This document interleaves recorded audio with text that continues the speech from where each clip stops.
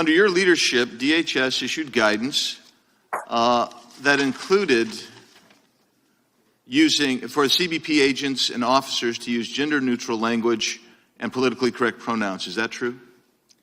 Did I issue a memorandum to that effect? Is that what you're guidance. asking? Did you? DHS issued guidance. I'm not sure what piece of guidance. DHS.gov.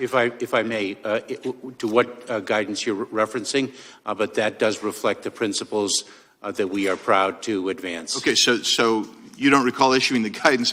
I'll send that into the record without objection. So that objection. You also ordered CBP and ICE to stop using the term alien, including scrubbing websites, guidance documents, and other materials. Is that true?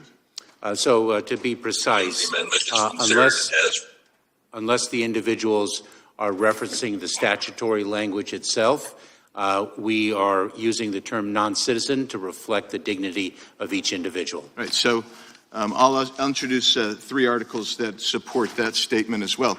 Did you tell the Conference of Mayors that unlawful presence in the United States will alone not be a basis for immigration enforcement actions? The September 30th enforcement guidelines that I promulgated, Congressman, make a number of different statements with respect to 2 very core principles. Number 1 is the safe and effective use of limited resources. Please hurry.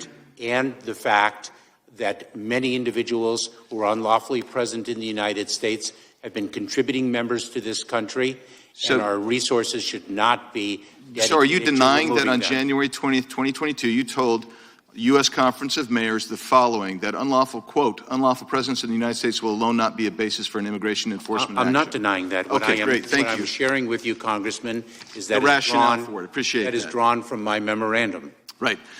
So is it true that DHS has spent resources and time creating a strategic framework for addressing climate change, including the establishment of the Climate Change Professionals Program?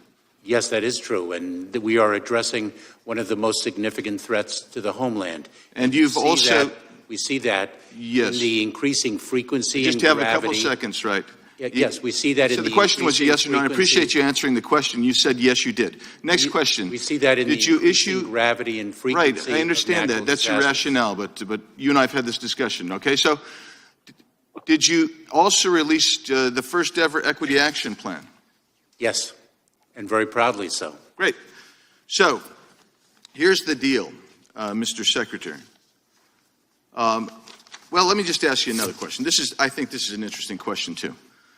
Will you commit to oppose any form of amnesty or modification of legal status of those who are in this country illegally who have entered during your tenure? Only Congress can provide legal status through the laws. We administer the laws. Would you oppose that?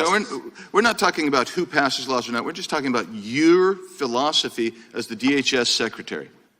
Would you support amnesty or modification of legal status?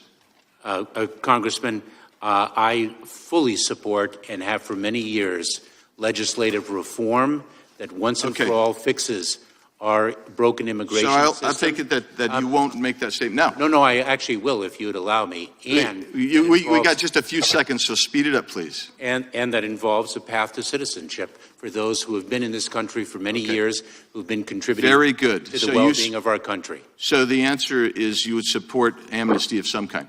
So you said that that the border's closed and secure. You've said today you're following every law. You understand, don't you, that the law, Secure Fence Act of 2006, you're in total violation of that. Operational control. You don't have the border under operational control, do you? Section 2. What does it say? It says in this section, operational control means the prevention of all unlawful entries into the U.S., including entries by terrorists, etc. You're not preventing entries. You're fomenting entries. You're encouraging it. You're either accepting the Biden administration, and if that's the case, then you should be impeached.